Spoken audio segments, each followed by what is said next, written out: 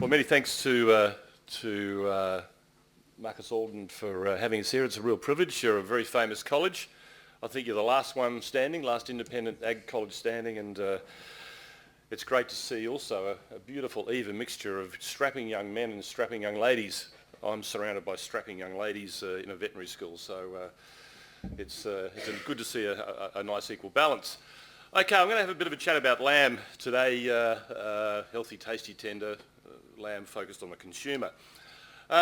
Just the first thing is, and really the first two speakers have made this obvious, but without the consumer we have nothing. If no one's buying our product, we ain't got a thing. Now the only ones that put money actually into the value chain, all the rest of us take it out, including me as a researcher. I want to talk a little bit about the importance of intramuscular fat. We're probably all believers in that, but just want to focus on lamb. Lamb's a different product to beef altogether. And then finally I'll talk a little bit about iron, zinc and fat composition. So iron and zinc are sort of the famous stronghold of red meat, and a little bit about fat composition. But just take a little bit of a different angle to Steve, and again based on our product. So also just to give you a balance of the sort of research work we do with respect to the consumer. I mean, health is one aspect, but there are many aspects to the consumer.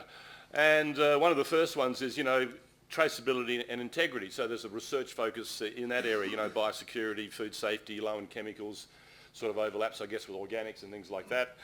The area I've been working in more recently, eating quality across the value chain. People have got to want to buy your product because it's really delicious and sumptuous. If it's tough and not very good, well, maybe they'll eat a hamburger, but they won't eat a steak and pay extra money for it. Nutritional value is what today's about, so a little bit about a human nutritional value.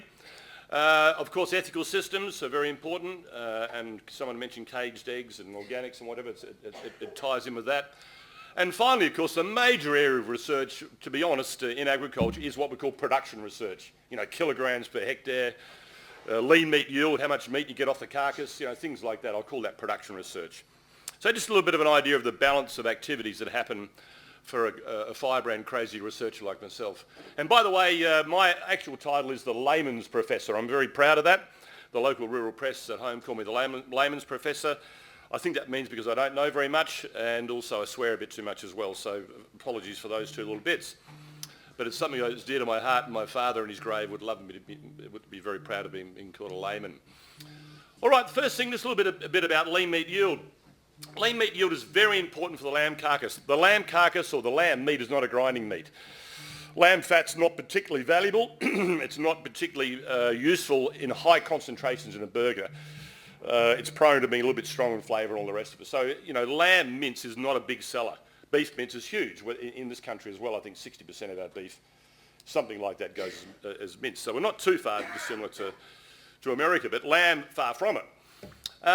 And the thing about lean meat yield, because we don't sell a lot of fat, and in fact fat's almost worth nothing. If you're a butcher shop, a small butcher, you can actually recycle most of your beef mince and your pork mince through your products, sausages, whatever. Lamb fat, you chuck it out and you might be lucky they'll take it away for nicks. So it's very important for profitability to be selling meat and not fat. Secondly, of course, consumers don't actually eat fat when it comes to lamb. They cut it off. 90% of consumers in MLA exit surveys either cut fat, salvage fat I'm talking about, outside fat, subcutaneous fat or whatever you want to call it, before or after cooking because of all the indoctrination we've had, maybe rightly or wrongly, in the last 30 years. So people don't eat bone and fat when it comes to lamb.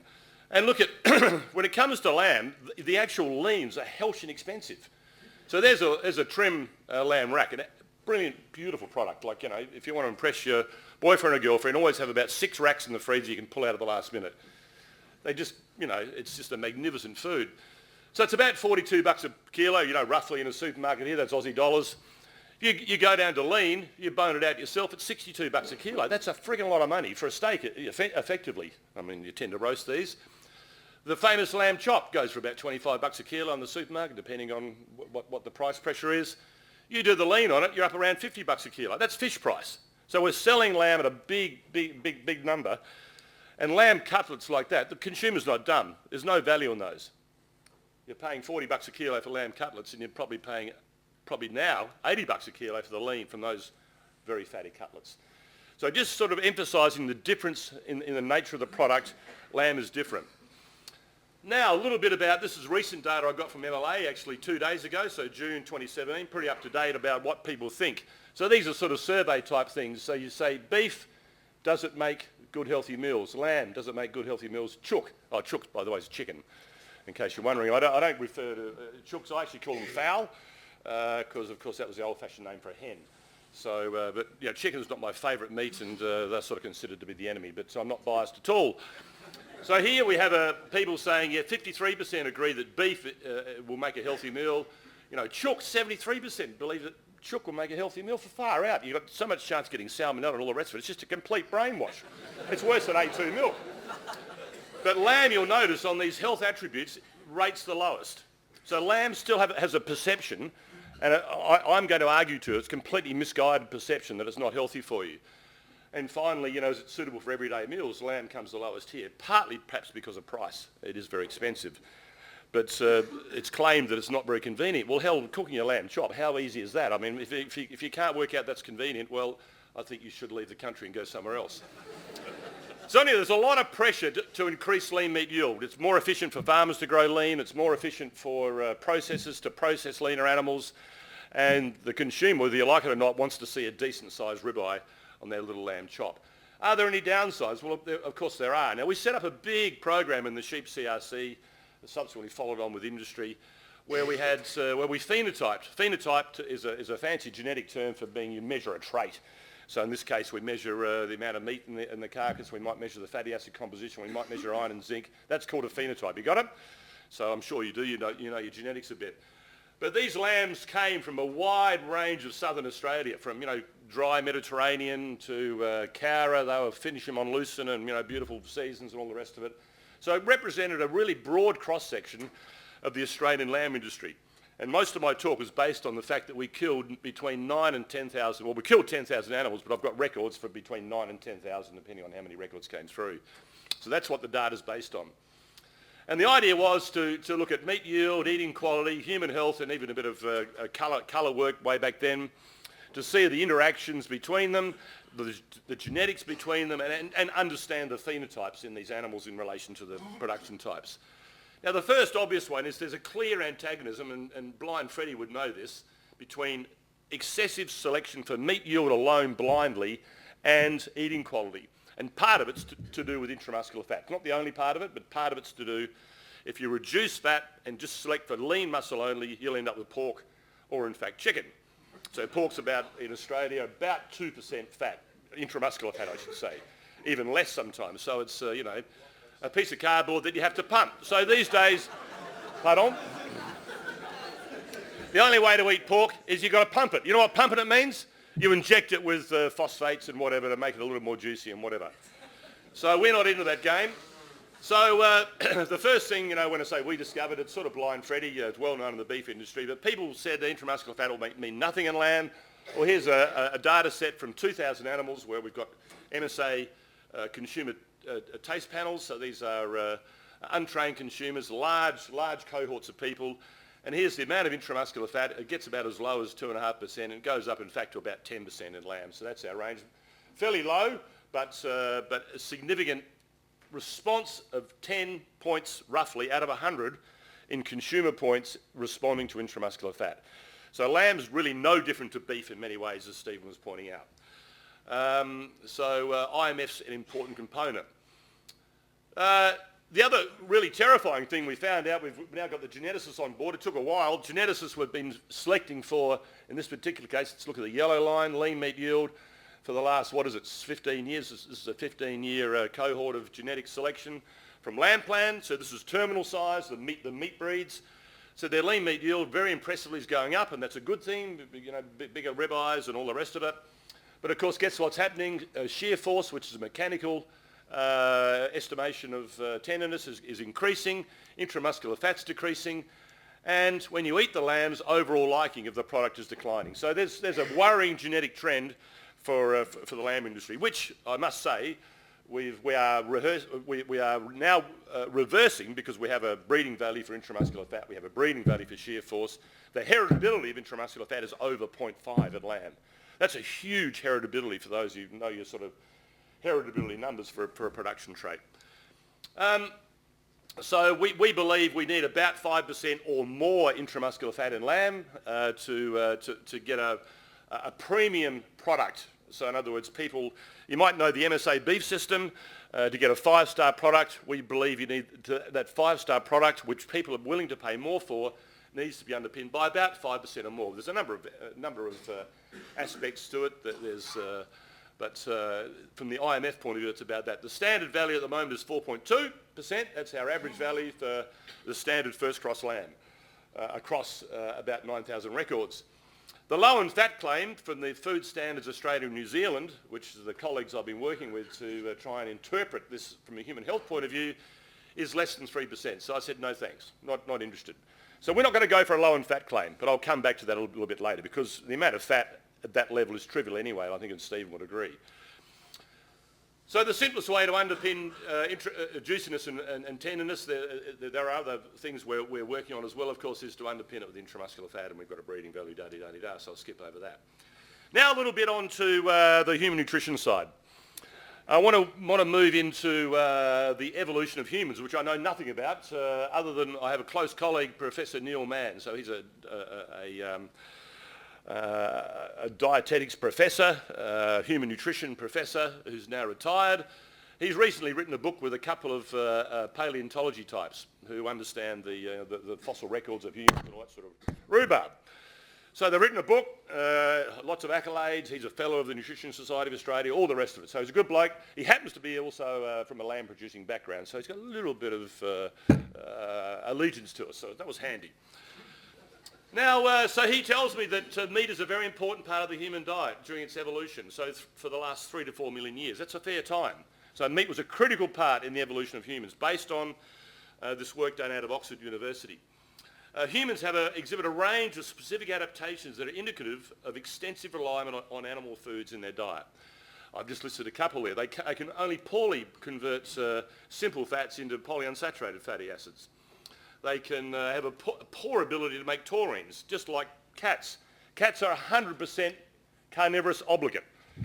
I think I got that the wrong way around. They are obligate carnivores. You feed a cat a vegetarian diet, you've got a dead cat. So that's what it really means. That's probably a good thing in Australia. Heme iron is best for absorption, unlike herbivores, so it's an adaptation to that meat-eating diet. Anatomical aspects support it, and the energy requirements of a big brain is argued strongly in this particular book that meat was a very important part of the evolution. So meat's been an important part of the evolution of the human diet. So all this rubbish about meat being bad is just, I think, now slowly becoming a reality, even in the newspapers. The other thing is about sheep. Now I'm a bit of an ovine man. I grew up with sheep. I love my cattle as well. Sheep were one of the earliest animals domesticated. I'm not that flash on the Bible. I'm from a good, strong Methodist family, but I'm probably don't necessarily run the Methodist rules like my grandparents did. That was about a 2 centimetre sip of champagne on Christmas Day only for the whole year. I haven't quite followed that. But anyway, I'm keeping it simple. People have eaten sheep forever. So it can't be that bad, number one. So that's pretty tangential evidence, but it's a good start. Okay, let's move into human health, and I'll look at iron and zinc first of all. So of course they are important micronutrients for all animals. It's pretty standard high school stuff. Iron is very important for women of reproductive age. You need about 18 milligrams per day, versus me or my wife only need 8 milligrams per day. Sorry, I'm a bit old, and therefore my wife's a bit old, in case you're wondering. The zinc is the other way around. So it's pretty obvious why ladies need iron, and it may be not so obvious why males need iron, but it's the same related to the reproduction side of males, seminal fluid at very high zinc values. And us blokes of reproductive age, not me anymore, but my young fella, he needs 14 milligrams per day, and I only need about 8 milligrams per day. So zinc and iron are pretty crucial for all of this audience. That's the point I'm making. And of course, aerobic muscle is the best source of heme iron or iron. So redness, red meat is pigments in the meat, contain iron in particular. Aerobicity goes a little bit with zinc as well. So aerobic muscle is what it's all about. Pork and chicken, don't cut it. So I haven't put beef in here, but beef would be similar, probably if anything, a little bit maybe higher than lamb. Lamb is a lot higher in iron and also considerably higher in zinc than the so-called white meats. So this is the red meat advantage, and of course is marketed. One of the key aspects of the redness of meat is when you select heavily, focusedly on muscle alone, you'll actually, so this is a muscle breeding value from lamb plants, so high muscle, low muscle. There's the red pigment content, it decreases. This is well known. I think some of the old breeds of pork are quite red. The modern pork is very much like chicken. So as you select for more muscle, you select for what's called anaerobic or type 2B muscle fibres. The other key part of iron is the older the animal gets, these are kill group cohorts, that's why the graph looks a bit funny, they're different kill groups. But this is animal age, and lamb iron. You'll see the iron increases a bit wobbly, but it increases with age of the animal. So one of the issues we do have is that faster growth with better genetics, better feeding systems, lamb's worth a lot of money, you want to push them out the door and sell them. You get a younger turn-off, so this is focusing to give us less pigment. Selection for more muscle will give us less pigment. It will change the muscle fibres. So there is a setting to decrease iron and zinc. So again, we actually do have breeding values for iron and zinc. We don't pretend that they're important at the on-farm level in lamb plan, but they're silent breeding values that sit in the back for lamb plan to keep an eye on iron and zinc. So it's been used more for that than for producers to select for it. Luckily, when you select for intramuscular fat, at least in lamb and I think many other species, you tend to select for more aerobic muscle. So that partly controls it. All right, I won't bother with iron and zinc levels, but all the different breed types and everything else, people go on about this breed, that breed, everything else, they're all pretty similar. It's not a big range in them. Now, let's get a little bit down to the language of human nutrition. This is the language that I've been taught by my Professor Neil Mann. He said, this is how we've got to badge it, Dave, to get it through the dietitians and all the rest, the medicos. So there's something called a source and a good source. So you're a good source of whatever it is, iron or zinc or omega-3 or oleic acid, whatever it might be. It represents 10% of the recommended daily intake, RDI, recommended daily intake. So this is a human nutrition tables you can look up. And the other one is good source, 25% of the recommended daily intake per serve. Now per serve is probably the most controversial thing. A serve of lamb for me is probably 500 kilos. But unfortunately, the beautiful people, all these bloody dietitians and all the rest of it, we were sort of forced to be constrained at about 135 grams. So I think if any of you had a steak at 135 grams, you'd be coming back for thirds, not seconds. So anyway, my figures are conservative based on a very humble serve of lamb as our benchmark. So the current expert nutritional advice from the dietitians and from Professor Neil Mann was that the current levels of iron and zinc in lamb are excellent, but don't let them go down. Don't let them, even though heme iron does have some negative connotations, don't let it go down. Keep it in there. So we're a good source of iron for men and older ladies. For younger women, we're a source because they need so much more. So you've got to eat the 3 serves of lamb, unquestionably, if you're a lady in the audience. And finally, zinc, we're near as damn at a good source for the whole lot of us. So anyway, iron and zinc's one of our strong points. I guess well known, but I thought I'd just rehash the story a little bit from our Australian lamb angle, what we're doing about it. Now next, I'll move on to fats in meat. Now, I've already said the amount of fat, we're not going to go for the low in fat claim. No way in the world, and I'll come back to that. But the key thing is that lamb lean, if you eat lean lamb, it's actually a trivial source of fat in your diet. And the dietitians agree. That's well accepted. So this old story that, the lamb's going to kill you and whatever else, it's just rubbish. It's just got this connotation of having hard outside fat, but of course we don't use the hard outside fat. So now I'd like to talk a little bit about saturated fats and omega-3s. Remembering it's a different angle. We're not selling burgers, we're selling whole meats when it comes to lamb. So the low in saturated fat, you've got to be less than 1.5 grams per 100 grams from these feed tables I shouldn't call them feed tables, human nutrition tables in New Zealand and Australia. You can see the agricultural stuff oozes out of me all the time. Currently lamb stands at 1.28, so we're already a low in saturated fat claim, albeit that we're a trivial source anyway. So we absolutely piss it in. No problem at all. The main issue is salvage fat, which people throw away. It doesn't, and it's not worth anything. So that's the key thing. Moreover, recent studies have told us, and Stephen alluded to this, that in fact it's palmitic acid and a couple of fatty acids smaller than that. Now, I actually will give you a little bit of chemistry because I find that people can glaze over when we talk about lots of fatty acid names. I like to keep it simple. 16 naught. What do you reckon that equals? 16 carbons, 0 double bonds. That's 16 naught. That's palmitic acid. You'll see some of these numbers come up later. This is the one that has the real, they claim is the sort of more the cardiovascular culprit, C14 naught and C12 naught as well. But lamb doesn't have any of those, or bugger all of them. So 52% of the saturated fat is C16 naught. Again, it makes up a very trivial source of the fat component of lamb. And this is a quote from Prof. Mann. An amount easily accounted for in a small serving of pastry, a few potato crisps, or a mouthful of deep fried fast food cooked in palm oil. So palm oil is very prolific in the food industry. It's a very stable oil. Doesn't oxidise. They love it, but it's absolutely poison. So to think that lamb, or in fact that matter beef, is anywhere near palm oil is just a complete furphy. Righto, now let's move on to the omega-3s. I know Stephen poo-pooed them, but in lamb I think we do have a little bit of a competitive advantage in our product. Remembering we're eating whole meats when it comes to lamb. We're not selling grinding hamburgers with 20% fat. You wouldn't sell a hamburger if it's 20% lamb fat. It'd just be too risky for getting off flavours and whatever. So of course, omega-3s, well understood, cardiovascular disease, anti-inflammatory agents. They have a role in neural development, discovered at rhesus monkeys about 25 years ago. There are 3 major fatty acids in the herbivore that are made by herbivores. I should say ruminants. I haven't actually measured horse meat, so I don't really know what they do.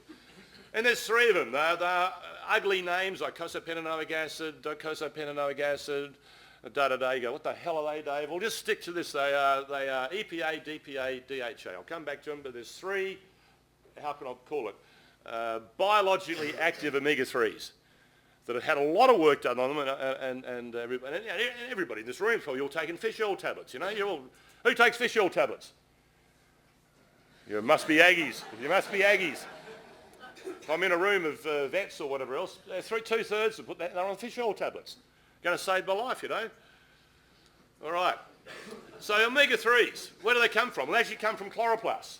So green feed, algae in the sea is where they come from. Something's got to have chloroplasts. And there's this precursor. We'll just call it 18-3. Linoleic acid is the actual name of it, 18-3.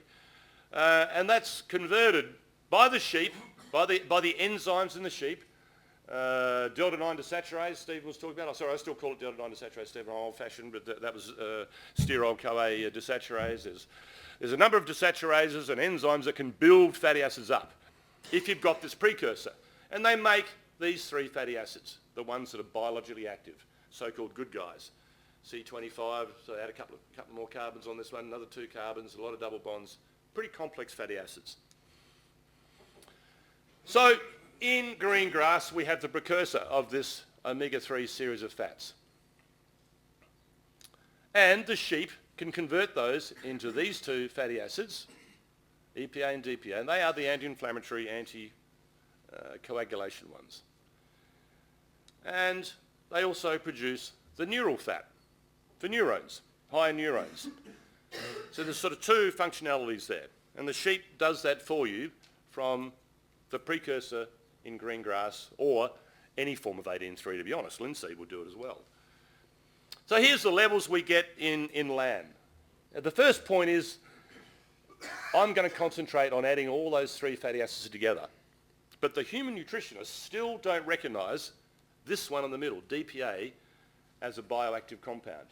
But everybody knows it is, and there's research rapidly being undertaken to prove it. Because all the work's been done on fish oil. Fish oil only contains those 2. So that no one's actually been able to get easily, until recently, a pure source of that to prove that it works in a biologically active way. And it works more like this one. So the level of total long-chain, highly active omega-3s in lamb, on average, over 9,600 animals, so killed all through different dry times, green times, is 47. And the claim for a source is 22. So we can claim to be a source, a legitimate source.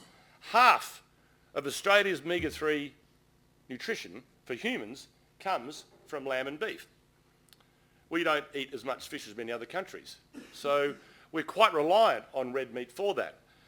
A good source is 55. So we're actually not even far off a good source as an average value. And human nutrition is about eating over many, many months. It's not about, gee, I had a bit of fish last night, I'm safe for the next 6 months, I can smoke and drink and carry on.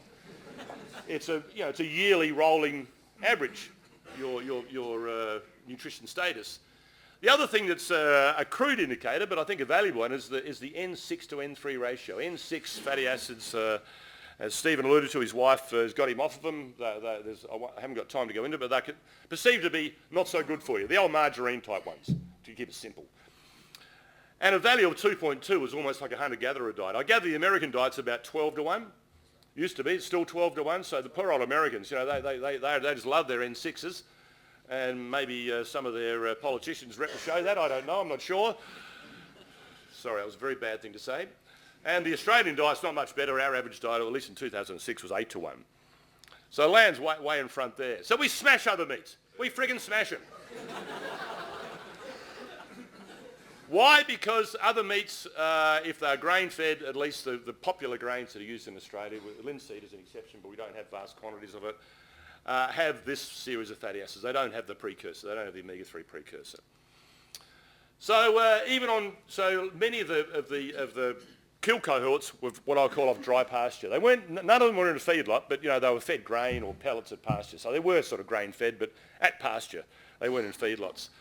So the worst case scenario, if you do not have the precursor, the levels drop down to 25. If you have the highest cohorts, which were, the whole life was on alfalfa or lucerne or something like that, we're up around 65, remembering 22 and 55. So the worst case scenario is we're still a source. The best case scenario was we're a good source. But my view is the average value for lamb is probably the best thing to talk about, because to try and think in our varied climates, you're going to get lamb always off spring feed is an absolute furphy. And the great thing about lamb is it's so easy to supplement lamb at pasture. You don't have to grind the feed. You don't need a mix-all. You can feed whole grain. Lambs have got a hammer mill on their head. So lambs have many advantages for simple nutrition. Righto, so I am on the summary road. We've got 3 minutes left. We're not going for a low in fat claim, and I think Stephen convinced me that's the dead set right thing to go. We probably should be going for a high in fat claim. But when we get our IMFs a bit higher, we can probably work towards that. The old hard tick was less than 10% and was certainly in that category. And lamb is a trivial source of dietary fat intake anyway. We are low in saturated fat, but again, we're a trivial source of that, and I think the dietitians have realised it. Mind you, I don't think it's as widespread as it should be. A bit like Stephen says, apparently when you're an older person, and I'm getting there, my cholesterol's still good, I don't know why, everything about my life is bad, but apparently when you go for high cholesterol, it's the two bits of advice you get is statins, which inhibit cholesterol synthesis, and get off the meat. So I think even if I've got high cholesterol, I'm not going to go and see the bastards after what Stephen's told me. It's not worth it. Of course, we're a red meat, and I think a red meat really does have a competitive advantage, and of course in a balanced diet, that's colonic cancer scare associated with red meat, I'm sure, is heavily reduced with appropriate fibre and blending. We do need to keep an eye on our genetics, and we've got that in place. Finally, I think on lamb, the most important thing for me is that lamb is, on average, is a source of omega-3, and rather than pushing for...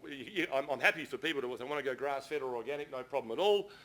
But the thing we need to do is get more recognition for what I call this ruminant oil, this ruminant omega-3 oil, which is much higher than the other two put together. Now, there's just 2 studies only on feeding lamb to people. I actually tried to get a study up, and I haven't been successful yet. Maybe before I retire, I'll get it. But I think there should be another large-scale study on feeding lamb compared to some other meat source, and that's debatable in discussion with the human nutrition people. But there's 2. One in the British Journal of Nutrition and one in Nutricon Hospitalaria. It's Spanish, by the way. My Spanish is not very good. I had a crack at it. It's the Spanish journals. British Journal of Nutrition, like a mainstream journal, of course. And both of them said that they've compared it to chicken. The first conclusion was these two foods can be exchanged in a healthy diet with respect to lipid response only. They didn't measure much else. And again, the similar work down here, if anything, lamb might be slightly healthier than chicken when it came, again, just to the lipid response. So they're fairly simplistic studies, only two and quite small. But clearly no evidence that lamb's going to kill you. Well, ladies and gentlemen, it's been a great pleasure, first of all, to come to Marcus Oldham and also to join this prestigious group of speakers, and thank you very much.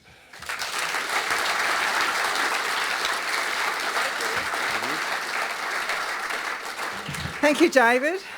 That was fantastic. And look, I'm sure we've got some questions. Yep. Let's do that. David, mine's not unlike the beef one.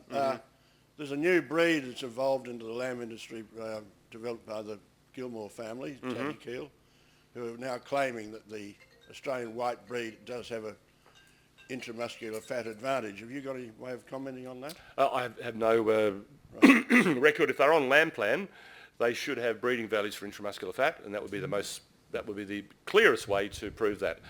So on lamb plan, it's quite transparent. It's a commercial number. You can look up intramuscular fat, go down all your size, and Dorpers are in the terminal size section, so you should be able to look it up. So sorry, I don't know particularly that particular breeder, but you can just look it up. Heritability of 0.5 or more. That's strong. Heritability of 0.5 or more is a very strong genetic effect. Hi. How do you think... Meat judging girl. Well done. I went to meat judging as well. Absolutely brilliant.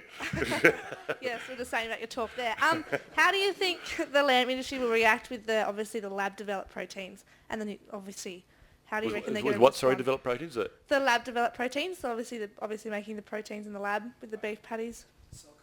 Oh, Yeah. Just not at all. Just a joke. Don't even worry about it. It's just in vitro meat is what you call it, or something. Alternatives, you know. Sure, like it's just at the moment I'm sure it's a furphy. We published a paper on it, and I guess it's theoretically possible one day you could come up with a scale to do it. But for heaven's sakes, the ability to grow meat in a petri dish is quite hard in the lab, let alone on industrial scale. Stephen, you might like to comment. Send men to Mars. Yeah, okay.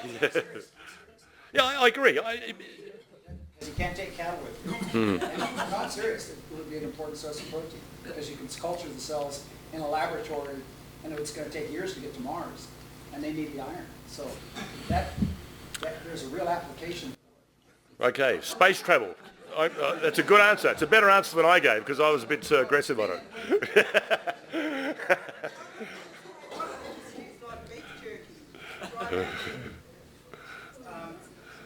It's a replenishable source because you can grow back stock and continue to grow these. Yeah.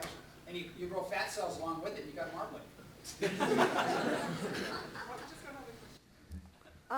Hi, do you think the lamb industry as a whole needs to commit more funding to marketing it as a healthy product as opposed to the current lamb marketing campaigns which are a bit more on the humorous side? Yeah, they are, but aren't they? It's interesting to say that, and I think MLA have chosen that route because they see lamb as an occasion meat, if you understand, rather than a staple meat.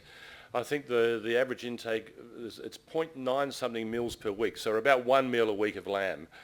And I think MLA seem to view it as sort of like the Sunday roast or the special barbecue type phenomena.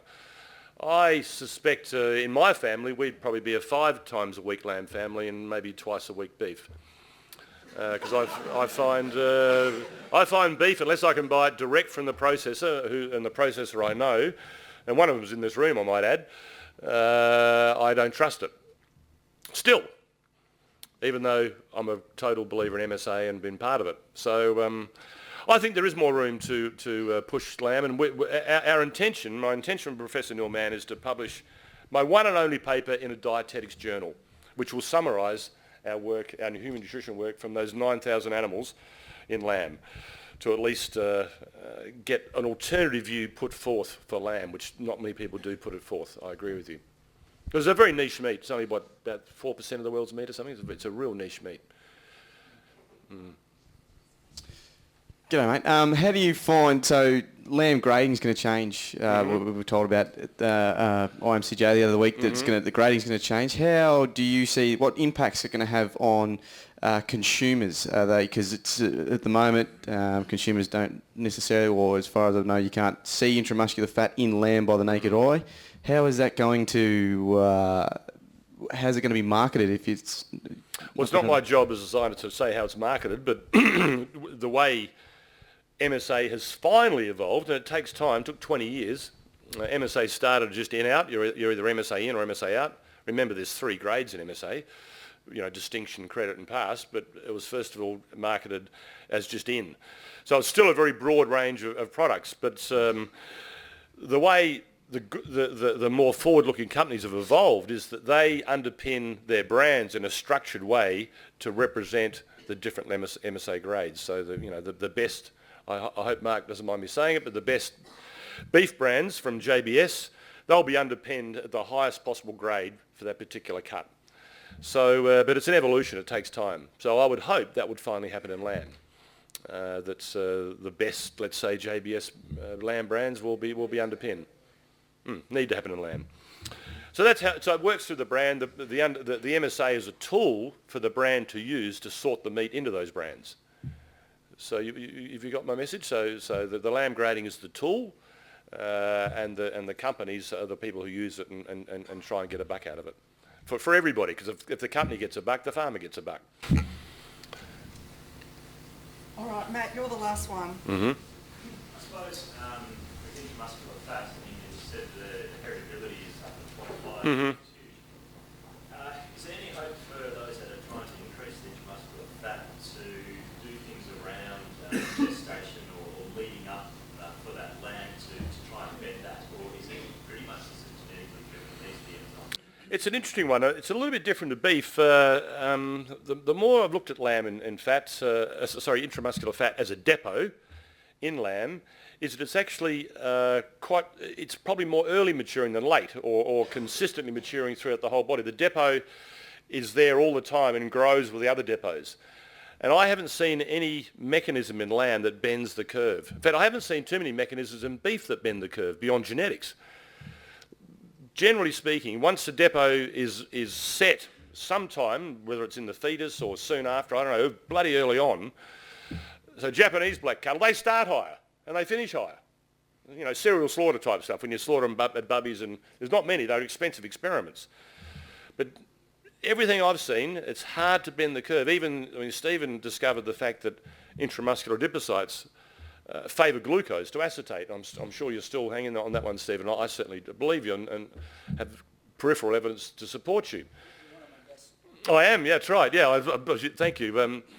But again, it's hard to bend the curve because the more you optimise glucose, the more you optimise net energy. All the depots grow. It's very hard to differentially separate subcutaneous fat versus intramuscular fat. Perhaps vitamin A is the only one. Vitamin A deficiency, but vitamin A deficiency is a risky path for sheep or cattle production. So far, no, I haven't seen anything that really bends it. Just good net energy, more grain, more glucose. Certainly, that's the old message I think is still most important. There's some really good epigenetics research out of Kyushu University that early feeding, especially weaning, will actually push those more. Yeah, so we haven't found that in Australia with beef. We tried early feeding, but we did it admittedly on an isoenergetic basis. As soon as you make it isoenergetic, there was no difference. I think if it's not, in other words, it's the same amount of grain, same amount of energy, but grass or grain. But more energy might be different, Stephen. It's a good point. Mm-hmm. All right. No worries. Wow. Thank you, David. That was wonderful.